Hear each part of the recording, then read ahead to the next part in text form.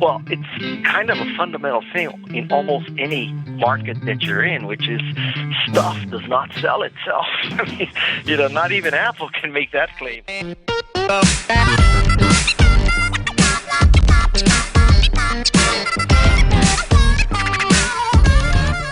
Welcome to The Portfolio Life with Jeff Goins. This is the podcast that helps you to pursue work that matters, make a difference with your art, and discover your true voice. I'm your host, Jared Easley.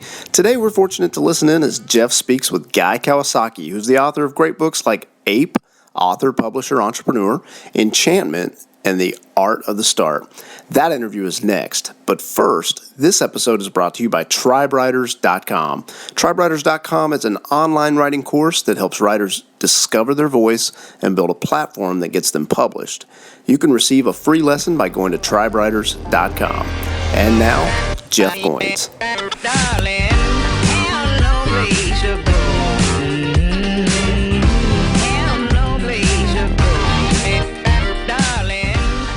Hey everyone, this is Jeff, and today I am here with Guy Kawasaki. Guy is an author, an entrepreneur, a venture capitalist. He is the co-founder of Alltop.com, also the former chief evangelist from Apple, and an author of 12 books, including his most recent book, Ape, which is not a book about chimpanzees, but we'll talk about that in a second. Hey Guy, how are you doing today? Fine, thank you. Good morning. Good morning. So we're going to talk about APE, which is an acronym for author, publisher, entrepreneur. But before that, I wanted to just hear a little bit more about your story. So if it's okay, let's start more towards the beginning. You've done a lot of exciting and amazing things since working at Apple, but I just think that's such an interesting part of your story. I mean, you helped market the first Mac. You got to work with Steve Jobs. How did that experience affect your future as an author, venture capitalist, entrepreneur, all the things that you did afterwards? Could you speak a little bit to that? Sure. Well, working for Steve was, shall I say, a very interesting experience. I learned a lot. He was not the easiest person in the world to work for. But then again, he got the best results, so yeah, that's okay. Yes. I think I learned a great appreciation for innovation that is beyond 10 or 15% improvement, incremental improvement, better sameness, but to get to the next curve, to stop just duking it out on the same curve. I think I learned a great appreciation for simplicity and elegance and design, that people care about such things, and it does matter. Yeah. And I also learned that if you give people great challenges, they often rise to the occasion. All that, yeah. And I got paid. That doesn't hurt. Yeah. Cool. And how long were you there? I worked at Apple twice, 83 to 87, then 95 to 97. Mm-hmm. Yeah, both great times. So when did you know that you wanted to be an author? I mean, you kind of wear a lot of hats. You've started a lot of different things. You're an entrepreneur, business author. You're very engaged on social media. I mean, you have a huge footprint on Google Plus and Twitter and all of these, various networks that some people are still just trying to figure out, which is really cool. But I want to really focus on you as an author, Guy. So can you talk about when you knew that you wanted to write your first book?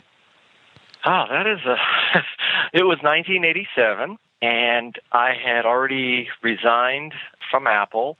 I was working in a small software company and actually not happy.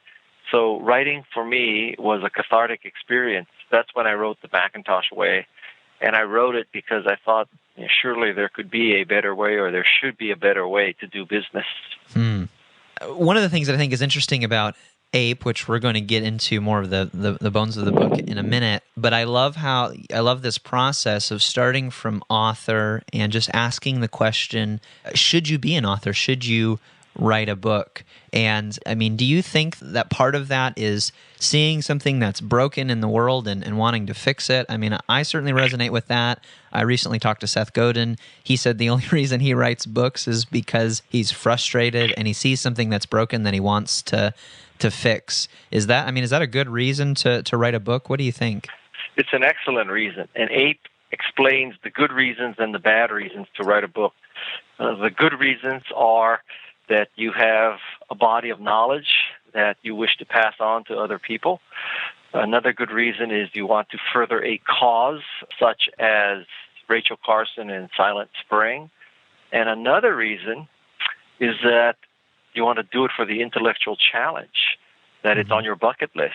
And you want, some people want to learn to play guitar, and some people want to play ukulele, and some people write a book. And that's all good. Yeah. I read a study from the New York Times, I guess it was from a few years ago now, and they said something like 80% of the population in the U.S. wants to write a book. But I know. I read that too, and man, I hope that is true.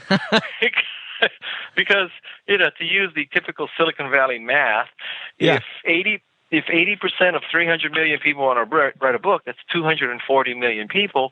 And if only 1% of them do it, that's 2.4 million people. So if I could get all of those people to buy Ape, that's 2.4 million copies. Yeah. And I'll be right up front. On an Amazon deal, ebook deal, I make $7 on each $10 copy. So 7 times 2.4 million, You haven't sold that many yet? No. We're talking Porsches here. Yeah.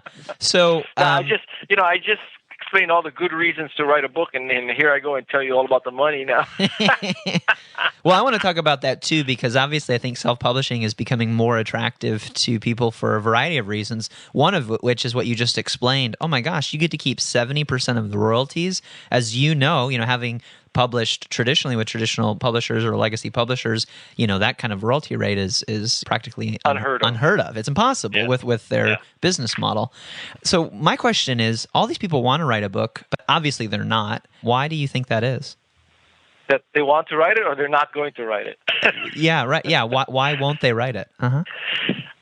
It's just like anything else. You get busy, and not everybody fulfills their intentions. I'm not saying that critically, but sure. Life happens, right? And writing a book is not a trivial task.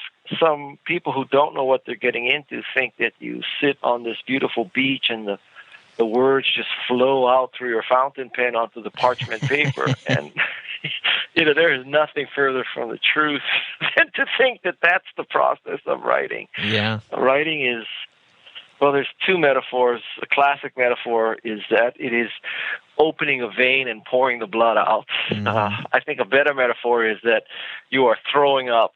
And you just, put everything out, and then you spend another 6 months refining the vomit. Yep. Yeah, I totally agree with that. And the longer I write, I don't know what your experience has been with this. I was hoping that when I started out as an author, that it would get easier as I went. But I find that I become more critical.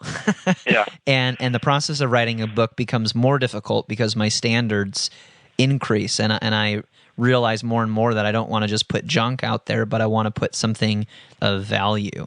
What's it been like having written a dozen books now? Does it get easier or harder? What's that experience been like for you? Well, I think the first one was relatively easy because you had a lot to say, right? Yeah, right. All this stuff pent up in you. And then the second through maybe 10th one, or the third through 10th one, it gets, now you're sort of hitting a groove, you're writing different subjects. At number 12, where I am, the next one will be 13, I am really comfortable with writing books now. I have the process down pat. And if you had told me in 1987 that from 1987 to 2013 I would write 12 books, I would tell you that you're crazy. Yeah. That I don't have 12 books in me. Some people might agree that I don't have 12 books in me. That's a different discussion. But I think it's just like anything else. When you start something and, you wake up and 30 years later, you own 5 restaurants, or 30 years later, you've written 50 songs, or it's just one of those things.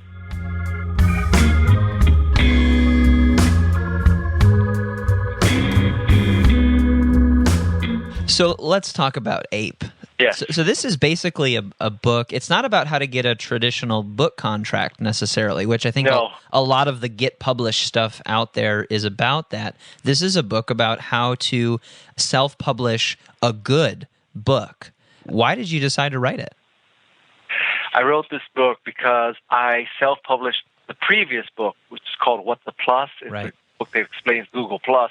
And I found that it was so hard to self-publish a book, a nonfiction book that had pictures and captions and tables and lists, that using the old phrase from Steve Jobs, I decided there had to be a better way. And so I decided I would write a book so that people would not have to go through what I went through. So you're doing something interesting with this book, and I think that this, in many ways, is sort of an illustration of these two worlds that you live in. I mean, you're very engaged, in the Silicon Valley technology world, and have been for a while. And then you're also very engaged on the communication side of things. You're an author. You're social media savvy. There's sort of this creative and technical merge that happens, which I think is kind of rare. And so one of the things you're doing with the book that I thought was interesting is you're constantly updating the book with new content. Yes. Can you talk a little bit about why you're doing that? I mean, I think that in traditional publishing, there's this idea that you write the book and it's done and you move on to the next book. And why are you continuing to tweak this?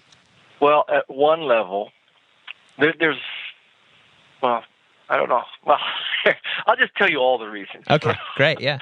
So one reason is that this is a rapidly changing technology. I mean, companies are doing different things. New companies are coming into the fold. Old companies are leaving. So for the book to be relevant and the most accurate, you have to rev it. And we have adopted the process of revving it roughly once a month because that many changes happen. And so we are, we're not only fixing typos in that month, but we also add chapters. People have read the first version of Ape and said, well, you don't handle offset printing. So we got offset printing in there now. People have said, there's these other gaps about how to work with a content editor. So we added that. And what we're trying to do is keep it current all the time. But the basic fundamental reason why we're doing this is because my co-author, Sean Welch, and I, we are both OCD. And so it just fries my brain to think that somebody could be reading my book saying, this is wrong. Yeah. That this changed. I am a perfectionist. And so is my co-author. So every time we find a mistake, every way we can make it better, we both come from the software world. And in the software world, you're constantly updating, right? Right. It's 101, 102, 103, 105. And that's what we're doing. I work helping Motorola, which is part of Google, and the Android operating system is named after desserts alphabetically, right? So there's ice cream sandwich, there's jelly bean, there's key lime pie. And so we decided to do alphabetical listings of our versions, but not after desserts, but authors that we like. So the first version, the first revision to the first version was Austin. Right now we're in Baldacci because I like David Baldacci. Next month it'll be C for Lee Child because I love the Jack Reacher series. Yeah. So what version are you in right now in terms of we numbers? are in Baldacci. And what number is that? I'm sorry. Counting version 1, the initial release, then there was the Austin version, that's the second one, and the Baldacci is the third one. So what does that mean for somebody who bought the Austin version? Yeah. What does that mean if do they instantly just have to sync their Kindle or something to get the new digital version, and what would that mean for the paperback version as well? Well, the beauty of this in the Kindle world is that as soon as we rev, people will get the ability to go to their Manage Your Kindle and section of the website and update their Kindle version for free. Yeah. Now, if there's a critical change, like a massive change to the book, then if you know the right people at Amazon, they will actually send out an email to everybody who's bought the book telling them that they can go get a new version. So one is sort of passive notification. The other is very active notification of an email. One of the things I noticed with Kindle is you can like create new editions of the same book, and I guess it creates multiple pages. If you're gonna self-publish on Kindle, but you're not doing that. You're just kind of uploading a new file and you're overwriting the old file, right? Yes. Yeah. You don't want These are those old bad versions out there when you've got a newer, better one. Well, this is because of our OCD. Yeah. OCD is a good thing, right? Yeah. It's not all bad. Yeah. Yeah, that's great. So, will you iterate the paperback version, and how often will you do that? The paperback version, obviously, we're not going to call everybody up who bought a paperback saying, buy another one. Yeah. When we update the paperback version as often as the ebook. Wow. We do them both. Yeah. So, as soon as we upload the ebook version, we go over to CreateSpace and Lightning Source and upload those versions. Yeah. And so if you were to buy the book now, as opposed to 2 weeks ago, you would get a different physical copy too. Yeah, because it's all print on demand. You don't have a warehouse of paperbacks. Which is, there's a lot of advantages. So it's print on demand.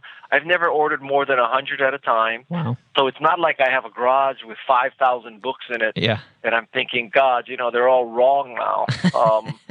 That would just drive me insane. Sure. Why should writers consider self-publishing over the traditional route of getting an agent, writing a manuscript or a book proposal, finding a publisher, and doing that whole process, which can sometimes take a couple of years? Why should they self-publish? Yeah. Well, first of all, the way the question is stated implies that people have the choice, right? So, I'm being facetious, but it's as if, I'm an author, and I say, well, I can either go with the $2 million advance or I can self-publish. No, let me think about that. Geez, maybe I should turn that $2 million down and self-publish. Everybody wants a big, fat advance. Well, actually, there are only two kinds of authors: the author that wants a big fat advance and a liar. So the concept that you have the ability to pick between two paths, I think, is false. Most people are only going to have the self-published route. They may come to that conclusion after a year of trying the traditional route, but they'll come to this conclusion. Now, having said that, when you come to the self-published conclusion, you will see that there are significant advantages: higher royalty rate, total control of the content, the design, the cover, all that kind of stuff. Speed to market, that you can have your book uploaded to Kindle and less than 48 hours later you're in business. Now, all of these advantages have their responsibilities, like you need to be able to find your own copy editor, your own cover designer, your own layout people. And, you still have to write a great book, but it's not a free ride. Everything still has to be done. Yeah, and you're absolutely right that it's a challenge to self-publish a good book. I think anybody can, write something on Microsoft Word and upload it to Kindle, and they'll convert it to a clunky Mobi file, and, and you've got something, and you create something in, I don't know, Microsoft Publisher or something that looks like a pretty bad cover. And I think that for a long time there was this stigma of self-publishing.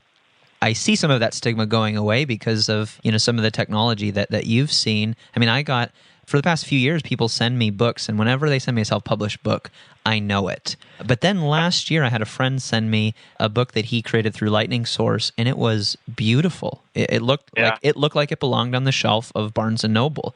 And I asked him how he did it, and he told me it was this long, long process, and he explained every step of it. It's kind of hard, And so it is hard. To your point, it is. To do all those things right, and so the typesetting looks good, and it looks like a legitimate book. It's a challenge, but the cool thing is, now you can do it.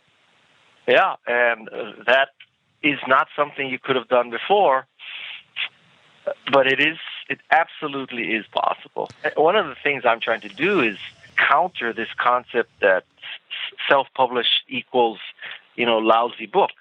And that's why I like to call it artisanal publishing, because And no one would go up to an artisanal baker, winemaker, or brewer and say, well, you suck. That's why you, that's why you're an artisanal guy. It is a craft.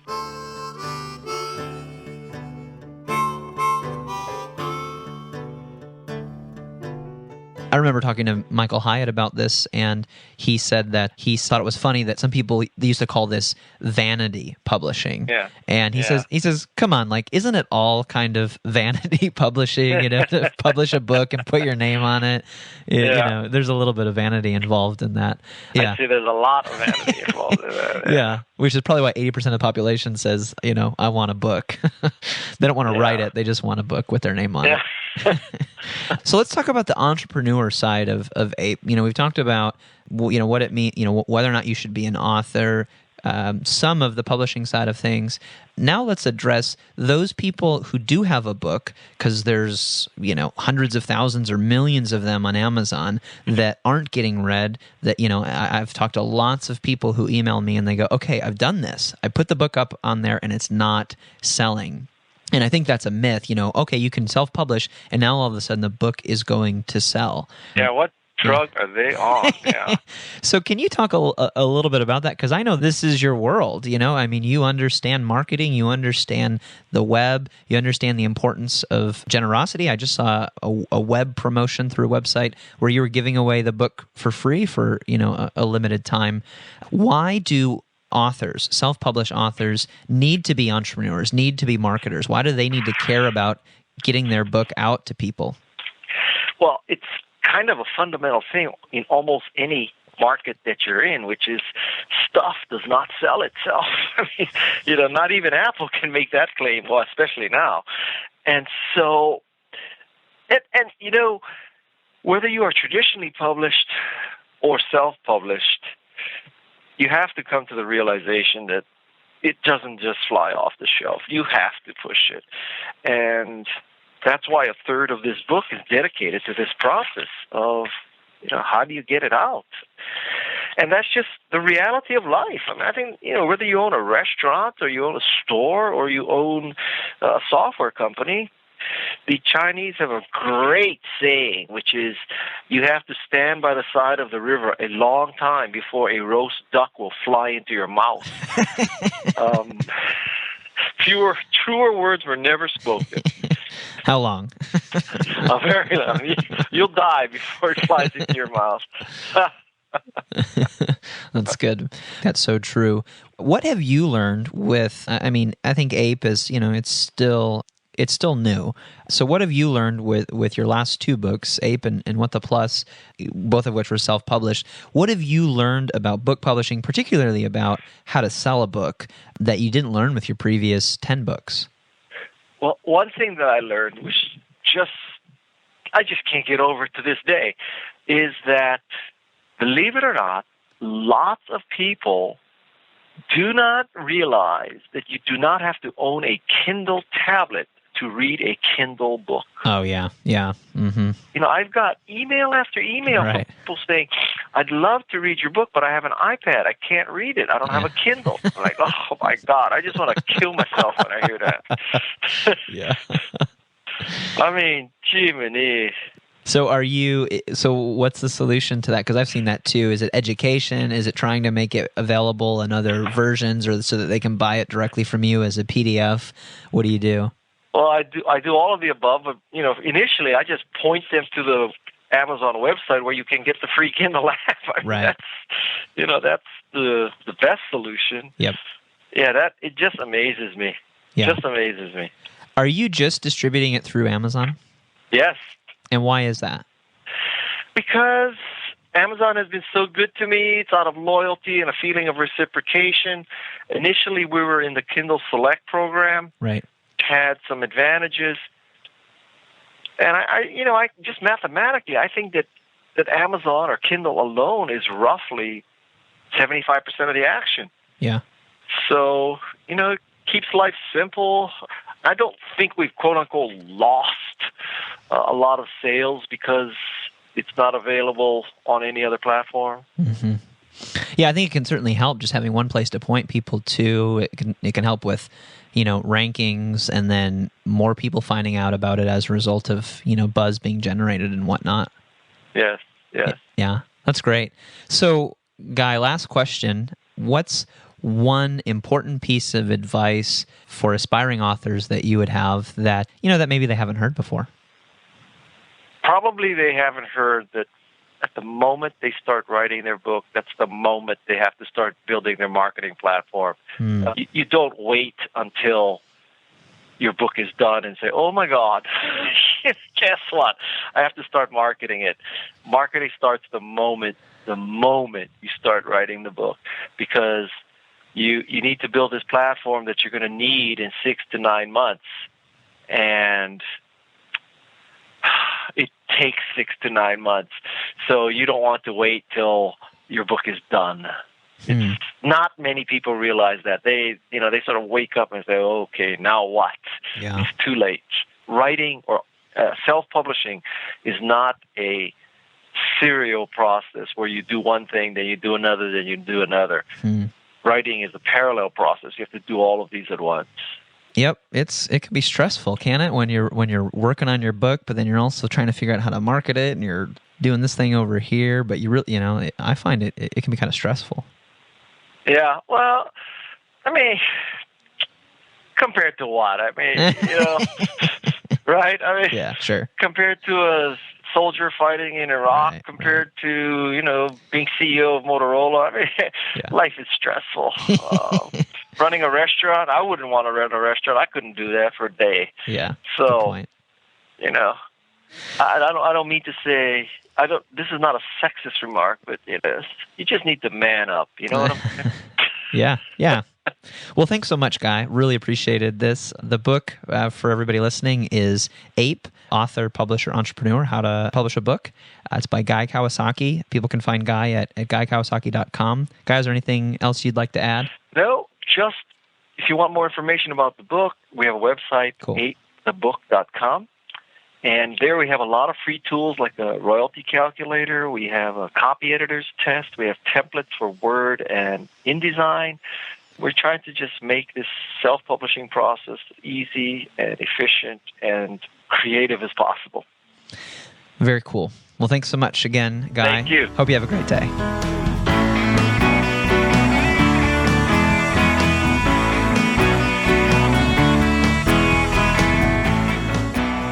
Thank you for listening to Jeff's interview with Guy Kawasaki. Please consider tweeting to Jeff to let him know what you thought about the interview. Jeff's Twitter is @JeffGoins. You're also invited to visit Jeff's website, goinswriter.com, where you can receive some of his best work for free, including the Writer's Manifesto and the original Wrecked Manifest. Thanks again for listening to the show.